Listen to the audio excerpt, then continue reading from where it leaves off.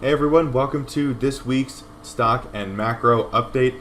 This week I want to get into our 3D printing stocks, go over them, give everybody a brief description and why I'm super bullish on 3D printing. Then I want to go over how our 21 Disruptors Index did over the past week, its first week being live, quote unquote, in the market. And then I want to get into wage inflation, which is one of the things I see going on in the economy that I just don't see many people talking about. And I want to go over the implications of that to close the video out. So first, the 3D printing era, I think, has really begun because 3D printing is a huge part of reshoring, which is an answer to all of the weaknesses that were exposed in the global supply chain as a result of the COVID lockdowns. And it doesn't take lockdowns to do this. It really showed every single weakness that the supply chain had. So, natural disasters, really anything that would affect the supply chain, we could have a repeat of this, and nobody wants that. And 3D printing is a way that I think a lot of countries are going to bring manufacturing back home. So, being the biggest importer in the world, the U.S. is highly dependent on a lot of other countries for a lot of things, and so I think that 3D printing especially is going to be a big trend here.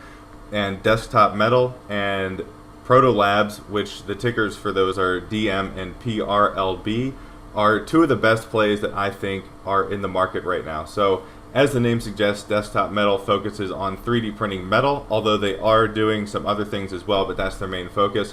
They actually have the biggest and fastest mass production metal 3D printer on the market right now. There's been, I think, almost 100 different companies, some of which are really big blue chip companies, have already placed their down payment and ordered this huge printer. And it just got released earlier this year when I add that. And they've already shipped out a few of them. Obviously, these are huge things. I think they're like 10 feet long and 6 feet tall or something like that. But super, super powerful technology. And if you can 3D print huge metal parts, that would be a huge boost to the supply chain and just the manufacturing industry in general. So Desktop Metal, I think, is going to be a big part of that. And financially, it speaks for itself. I mean, they've made over 1,000% sales growth since 2020, just within a year and a half of that, which is super impressive. And they also have almost twice as much cash as they have debt. So they are in excellent financial shape.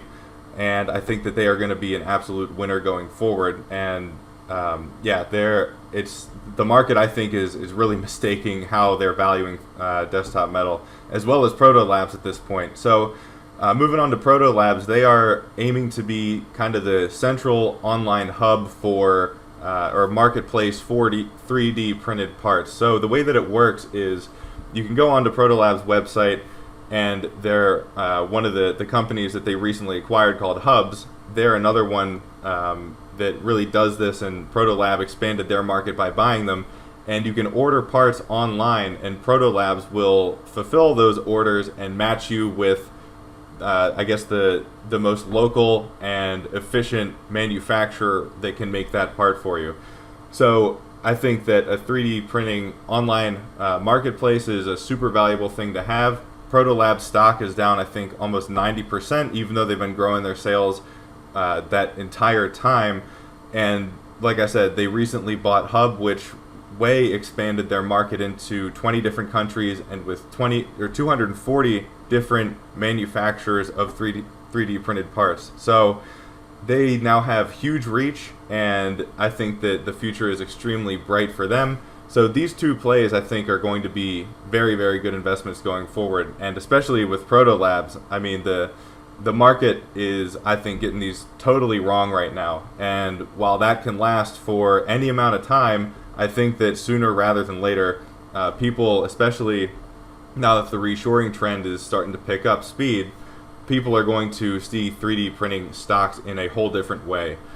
So that's really the rundown on those two. I go into a little bit more detail in the article, but obviously if I did like a deep dive report on them, it would be weeks worth of articles in length. So want to keep it kind of short, and in the future as they keep reporting good news, I'm definitely going to cover that as well in the newsletters. So just a quick update on the 21 Disruptors Index. So the first week, obviously a rough week for the markets in general, but the index actually outperformed slightly. So the 21 Disruptors Index was down 2.77% as of Tuesday's close, which beat the S&P. The S&P was down 2.97%, NASDAQ down 3.373%, Russell 2000 down 4.71%, and ARKK, which is the ARK Innovation Fund, was down 4.84%. So way outperformed the growth the growth benchmarks there with the Russell and ARKK. So pretty happy about that, and just wanted to add that this kind of index is, I think, highly specialized, and that can be a gift and a curse in the short term, but overall I think that it really captures the areas of the market that are going to succeed in the long run. Without, like the S&P, they have all kinds of things in there. They've got big banks, they've got retail, a lot of companies that are in trouble, and I think that we're going to outperform those with the 21 Disruptors Index because we are focused on the areas that are financially solid and also have very strong growth and products that people are going to want at an increasing rate.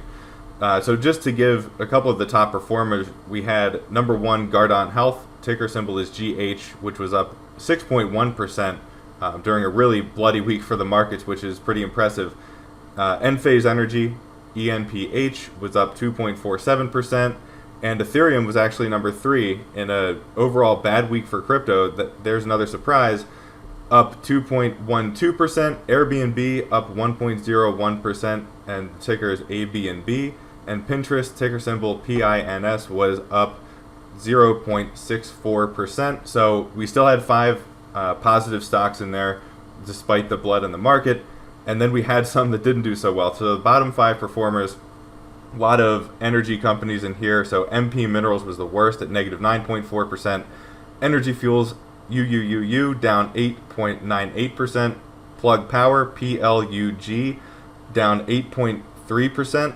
DocuSign, DOCU, down 8.14%. And Teladoc, TDOC, down 6.69%. So obviously, that's more skewed to the downside there because of the bottom performers, but overall, not too bad of a week. Still outperformed the S&P, NASDAQ, Russell, and ARK.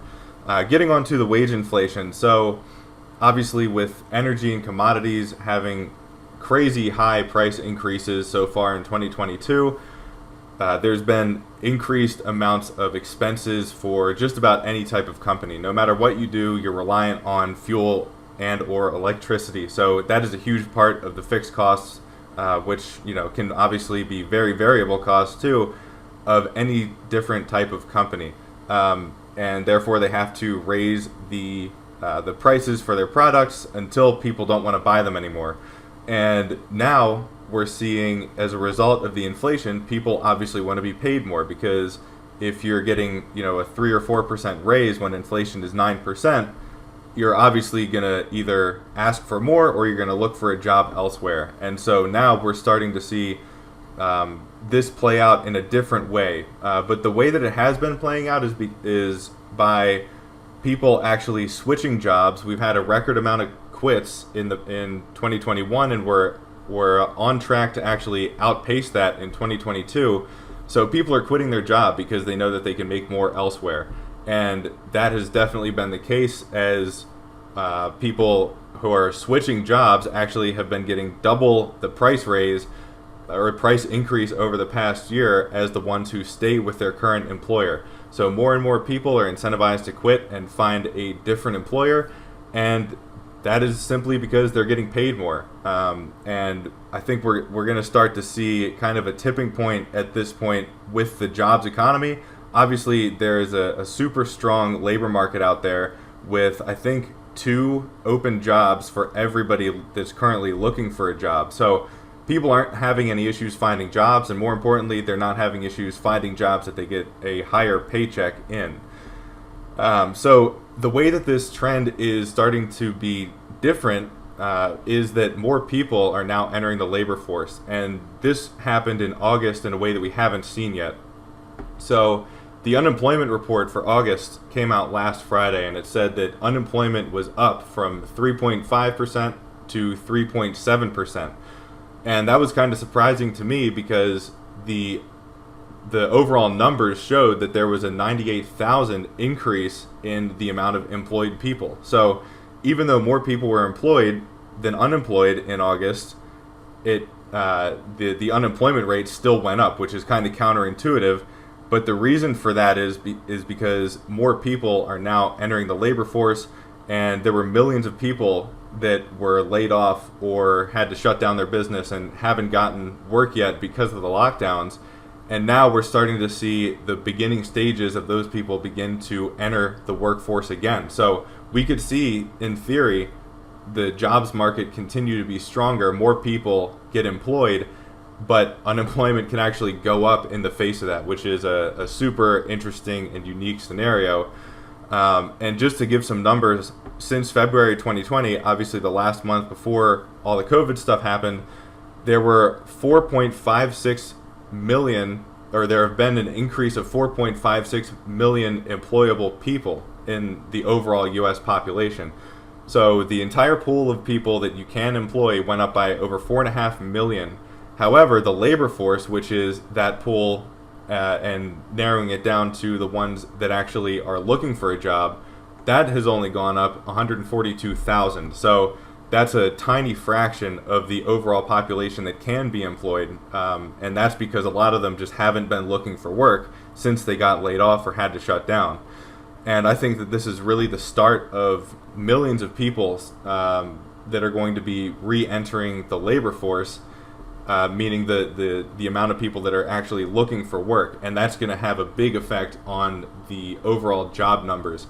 For now, at least 4 to 6 months out, I see that the job market can probably be able to handle this, just because there's so many job openings out there. And even though we're seeing some layoffs in some designated areas like tech and small businesses, people are still having no issue finding jobs.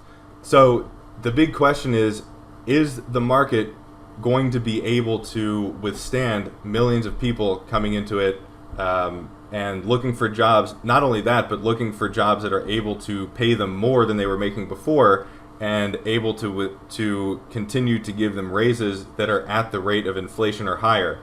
And I think that we got at least 4 to 6 months of the job market being able to withstand that, but after that it's really tough to say. The other big question is, how much of an effect is this going to have on inflation? Because obviously companies are paying more for energy bills, but they're also now going to have most likely higher labor costs as well. So the companies that are able to absorb more workers, they're going to have to be paying people more. Their wage expenses are going to go up, and that's going to have potentially an effect on their end use products as well. So they might have to raise the price of their products, which obviously would lead to inflation. So again, I think that the job market is probably going to be able to absorb this for 4 to 6 months at least. This is also going to be a big filtering kind of mechanism for the companies that are way, less in trouble than the ones like Home Depot, Walmart, Target, the retail sector in general, some of the semiconductor chip sector. Those companies aren't going to be able to really handle it, especially if energy costs stay high. So it's going to be a separator between the stronger parts of the economy and the weaker parts of the economy. The companies that are seeing real growth, that can handle taking on more employees, and also just have the demand for more employees because their business is growing. So the companies to watch really are the ones that are hiring people in the midst of high inflation, knowing that they're going to probably have to pay more in salary and also more in future wage increases as well. And the ones, like the retail companies, I think are going to be brutalized by all this. And it's going to be interesting to see how it plays out for them. But, obviously those are not the companies we're focused on. I think they're in trouble, because not only do they have higher bills in energy and soon to be probably labor, because there still, I think, are around 1 million retail job listings out there. So not only are they going to have the higher expenses, they also have a ton of debt that they need to pay off in the next year or two. So interesting situation for them, to say the least. But I think that our companies are going to be the ones that are seeing the growth that they need to see in order to handle the influx of people into the labor force potentially. So that's really all I had for wage inflation. Definitely give my article a read because I go more in depth on that in the article. And I just want to say thank you everybody so much for watching, and I will see you on Friday for the weekly crypto update. So bye, and I will see you then.